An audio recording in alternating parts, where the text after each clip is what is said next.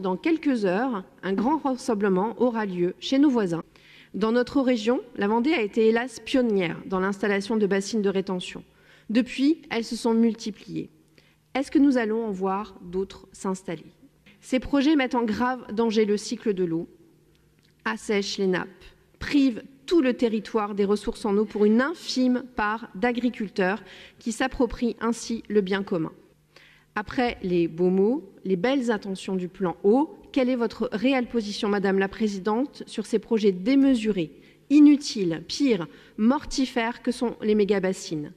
Êtes-vous en accord avec la présidente de la FNSEA qui estime que les bassines, c'est le bon sens? Non, le bon sens du court terme et du profit économique immédiat, certainement. Ce n'est pas notre boussole, ce système n'est pas tenable. Parier sur les bassines de rétention d'eau pour garantir les rendements en agriculture, c'est donner l'illusion que le système peut perdurer. Pourtant, il y a bien d'autres choix à faire lorsque l'on parle de ressources en eau pour notre agriculture. Là, il faut parler de gestion quantitative, intimement liée à la question qualitative. Nous voulons une agriculture respectueuse de la planète, des humains qui l'occupent et de l'ensemble du vivant. Certains modèles qui sont défendus, hélas, encore ici, ne répondent pas à ces impérieuses exigences.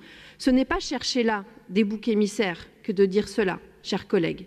Nous soutenons celles et ceux qui comprennent qu'il faut économiser la ressource, mais surtout la restaurer, contre celles et ceux qui veulent continuer à l'accaparer. Oui, ce sont des choix politiques. Vous ne voulez pas entendre ces mots, je sais, mais oui, la guerre de l'eau est ouverte depuis bien longtemps déjà.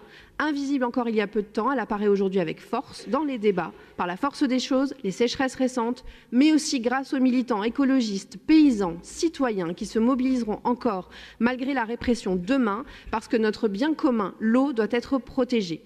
C'est une question de survie collective, alors nous vous demandons d'abord votre position sur ces projets de méga-bassines et d'autre part, ce que sera votre politique future sur la gestion quantitative de l'eau du domaine agricole. Merci.